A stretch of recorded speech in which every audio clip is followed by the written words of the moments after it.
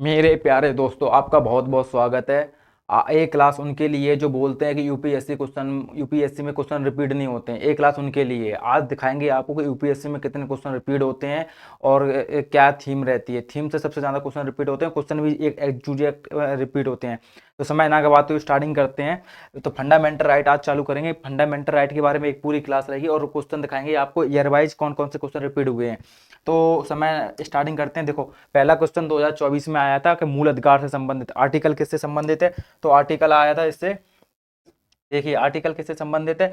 तो आर्टिकल से संबंधित क्वेश्चन आया था। आर्टिकल इसमें क्या लिखा है, भारत के उच्चतम न्यायालय ने निजता के अधिकार को भारत के संविधान के निम्नलिखित में से किस अनुच्छेद के अंतर्गत है। किसका?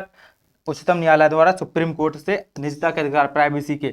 तो आपको निजता के अधिकार के बारे में बताना कौन सा आर्टिकल संबंधित है। तो पहला इसमें ऑप्शन देखिए, ऑप्शन क्या क्या है। अनुच्छेद 15 दिया है। अनुच्छेद 15 किससे संबंधित है। तो अनुच्छेद 15 है भेदभाव से संबंधित, जाति धर्म मूल वंश जन्म स्थान के आधार पर भेदभाव नहीं करना है। तो 15 आर्टिकल को क्या है, उससे संबंधित है। फिर आ जाइए आर्टिकल 16। आर्टिकल 16 किससे संबंधित है। तो रोजगार की समानता से संबंधित है। आर्टिकल 19 किससे संबंधित है। तो आर्टिकल 19 से अभिव्यक्ति की स्वतंत्रता से संबंधित है। तो क्या हुआ, पहला 16 बता दिया मैंने, 19 भी बता दिया। ए अभिव्यक्ति की स्वतंत्रता से संबंधित। अब बचा कौन सा, तो ए वाला ऑप्शन कट जाएगा, ए वाला ऑप्शन कट जाएगा, इस वाला ऑप्शन कट गया। तो ऑप्शन कौन सा बचा, 21 ऑप्शन बचा। तो आर्टिकल कौन सा सही हो जाएगा, 21 कौन। अब इसको तो आपने बता दिया कि निजता से संबंधित आर्टिकल कौन सा है, 21। आपको ये भी बताना कि आर्टिकल के 21 में क्या किसके वजह से है। तो 2017 में कौन सा केस आया था, पुट्टा स्वामी केस आया था। पुट्टा स्वामी केस आया था, उसमें कितने थे, तो 9 जज थे, 9 जज थे। 9 जजों ने क्या कि एक पीठ बैठी हुई थी, न्यायाधीश की पीठ बैठी थी। उसमें क्या हुआ, पुट्टा स्वामी केस को इससे संबंधित है। तो आर्टिकल उसमें क्या, निजता के अधिकार को और प्राण एवं देह स्वतंत्रता के आधार बना के उसको बढ़ाया गया। तो आपको इसके बारे में नॉलेज होनी चाहिए। तो इसका आंसर क्या हो जाएगा, आर्टिकल 21। अब नेक्स्ट क्वेश्चन देखिए, 2024 में एक क्वेश्चन आया था, अब सेम 2021 में क्वेश्चन आया था, ये 2021 में।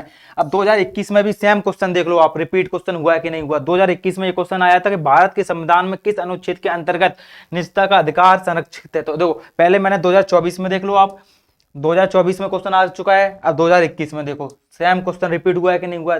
हमें क्लास है उनके लिए जो बोलते हैं कि रिपीट क्वेश्चन नहीं होते। देख लीजिए आप, आर्टिकल किससे संबंधित, तो मैंने बताया भेदभाव से, धर्म जाति मूल वंश नस्ल के आधार पर, जन्म स्थान के आधार पर भेदभाव नहीं करना है। आर्टिकल 19 किससे संबंधित है, मैंने बता दिया था कि किसमें अभिव्यक्ति की स्वतंत्रता से संबंधित है। आर्टिकल 21 क्या है कि आपका इसका आंसर हो जाएगा निजता के संबंध, ठीक है। और किस आर्टिकल 29 किससे, अल्पसंख्यकों के हितों की रक्षक के लिए, अल्पसंख्यक है ना, उनके हितों की रक्षा के लिए, संरक्षक के लिए आर्टिकल 29 है। तो इसका आंसर क्या हो जाएगा, ए कट गया, ए कट गया, ए कट गया। ऑप्शन काटना आना चाहिए पहले आपको ऑप्शन लगाने का तरीका यही होता है कि पहले जितने भी गलत हैं उन पे ध्यान देना है, सही पर ध्यान नहीं देना। सही एकदम होगा जो उस पर अपने आप निकल के आ जाएगा, ठीक है।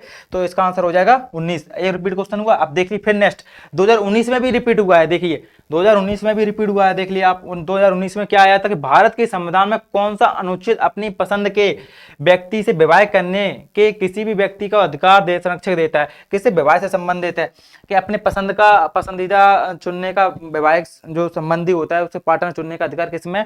तो आपको इसका सेम सीमा जाएगा आर्टिकल 19 में, 21 में सॉरी। तो इसका आंसर दो, 3 क्वेश्चन लगातार रिपीट होगा और चौथा क्वेश्चन में दिखाऊंगा वो भी रिपीट है। उसका आंसर आप लोग मुझे कमेंट में दोगे, ठीक है। फिर इसका आर्टिकल क्या है, आर्टिकल जैसे 19 मैंने बता दिया, आर्टिकल मैंने 29 भी बता दिया। तो आर्टिकल 25 क्या है, आर्टिकल 25 को आपको क्या है माइंड में रखना है और मुझे आप कमेंट में बताओगे आर्टिकल 25 क्या है। फिर उसके बाद आ जाइए नेक्स्ट ईयर का। अब नेक्स्ट में देखो, एक क्वेश्चन भी 2018 में आया था। 2018 में क्या है, जो सेम क्वेश्चन है, निजता के अधिकार को जीवन के एवं अभिव्यक्तिगत स्वतंत्रता के अधिकार के अंतर्भूत भाग के रूप में संरक्षित किया जाता है।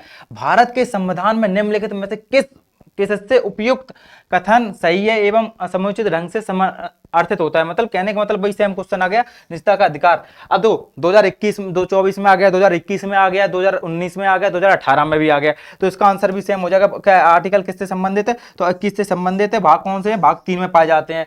ये गारंटी की स्वतंत्रता दी गई है। इसमें क्या है कि देखो, फंडामेंटल राइट है, न्यायालय में जा सकते हो आप, सीधे सुप्रीम कोर्ट को चुनो, सुप्रीम कोर्ट में जा सकते हो। और क्या है कि ये बाध्य हो गए। तो आप इसको देख लो पूरा। मैंने आपको बस एक क्लास इसलिए थी कि जो लोग बोलते हैं कि रिपीट क्वेश्चन नहीं होते हैं, आज क्लास ये उनके लिए थी। देख लिया, ऐसी क्लास को देखने के लिए आप इस चैनल को सब्सक्राइब कर सकते हैं। थैंक यू, धन्यवाद, जय हिंद।